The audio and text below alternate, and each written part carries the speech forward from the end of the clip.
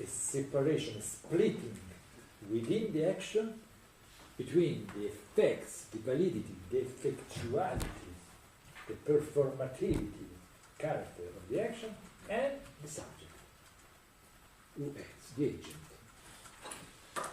So the performative character is independent from the agent. Independent, but then dependent, because without the agent, no sacrament. If the priest is not there, so you see how strange. So the agent on one side is absolutely determined, because it must be there and it must accomplish the action. But the idea is that the action is not accomplished really by himself, but by Christ. That's why the original performative is the fact that Christ, in reality, is acting. Yes? The distinction is between the operation and the operator, so that where the operator can be infinitely replaceable, it can be a murderer, a rapist, but also a good person. And but it's not in a way unimportant, because no, it must be there and it must act in that way. Yes. So he must accomplish the act of the right. But he's just a stand-in. He stands in for The Christ. theory then, when the scholastics will reflect on this, they will say it is an instrument, a living instrument, instrumentum animatum. It's just a living instrument. There's a thing that was I always found strange, that so whatever is the intention and the moral status of the agent, the sacrament is valid. There is one only case in which it's not valid. It is when the priest is joking. This I can't understand. This means that the church cannot stand the joke. So the joke is so incredibly powerful. That's the only case. It's the priest. And I'm doing this for joking. That's not a matter of joking. In this case, the sacrament is not. Which is why Dario It's very strange. Don't you find it's very strange? Which is why Dario Fo has so much trouble with the church. But really, this means that the church had a peculiar relationship with joking. Does it only involve jokes about? Pardon? Does it only involve jokes about the church, or any jokes at all? Any? Pretty much any joke. I don't understand the question. Does it involve only jokes about the church, or does it involve basically every joke? No. If the priest is celebrating a sacrament, giving the baptism, if it does it for joke, then the baptism is not valid. How do you know if he's joking? It's only the only case in which the intention of the agent is taken in account. The only time. If he has an intention of raping, of killing, it's not taken in account. But if he has the intention of joking, it's taken in account. The church considers the parishioners its ministry. So not only the priest, but the people belonging to the church are also part of the ministry. No, for certain sacraments, the baptism can be administered also by the Christian, not priest. But then other sacraments, no, must be administered only by priest. A layman cannot celebrate the Mass, but can, if necessary, baptize. But it's the same. So if this man is a murderer or whatever, the sacrament. Can a priest anoint himself? A what? To Order himself. To absolve himself from... No, it must be ordered by bishop, etc. There is a hierarchy. Order is one of the sacraments. The order is one of the sacraments. Very peculiar one, because it's a sacrament that has a special efficacy, which was called character, and which is indelible. Indelible.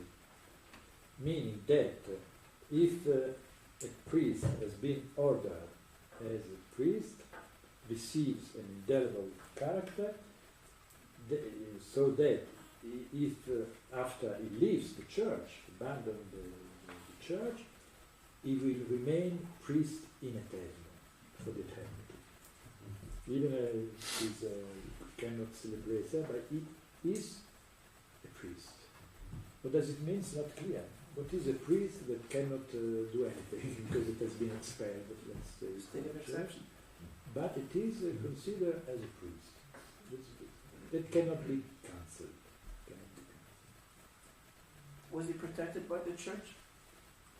I don't know, depends. But it was a priest.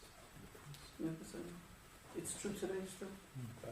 But in every case, this presents a problem for people because it falsifies the sacrament. In the same way that a priest cannot hear his own confession, because that doubling is a negation. It becomes an illegitimate performative. In the same way, taking back the indelible sacrament of holy orders would falsify being a priest, so it can't be taken back. So even if the priest cannot practice as a priest, he must remain a priest. And it's the same way with the problem about baptism and intention. The only place where the performative fails as an illegitimate performative is when the intention is not to be a performative. The intention is to be something else. So I think in every instance of the sacrament, the failure or the falsification of the performative is a place where it doesn't work. Does it make sense? But anyway, no, as it's implied implicit what you said, perhaps the end of this strategy was to build a powerful theory of liturgical activity. It must be something very peculiar, very powerful, independent from the agent, performative in its functioning, etc., etc. No? It says to build a model of praxis, a model of human action. Why I'm interested in that? Because here we have a very peculiar model of human action, which will exert a strong interest. Because if we take this thing, what does it mean? We have the breaking of the ethical link between an agent and its action.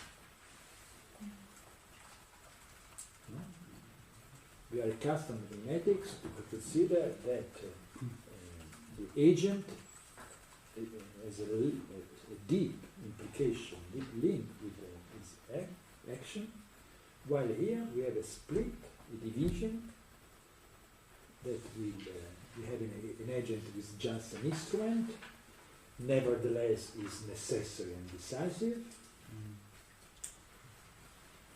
Can you see the influence that this model would have, for instance, on the idea of a political action or an officer action? An officer, a civil officer, does what it does independently from this nature. It can be, again, a killer, but the act is valid. I'm just still a little confused about what powers a priest can have if, for instance, he no longer has the support of the bishop, for instance. So he's excommunicated. May he still perform a baptism? No, because the idea is that in that case, any activity as a priest is prohibited, but the strange that it remains priest. That's why he had to elaborate this strange idea of a character being a mark, a sign.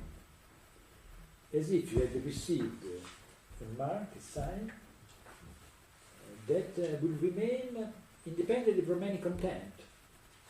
So now he's been excommunicated, he's a moral person. Let's imagine that he's an apostate, a killer, so it's been or a heretic. Heretic, or that he raped young boys, as often happens. Sure. But that had been expelled, he will remain, keep the character. Character in Greek means mark. But he loses the performative power of the mystery. The bureaucracy pulls the power away from him, even though he remains a priest. No, it prohibits it.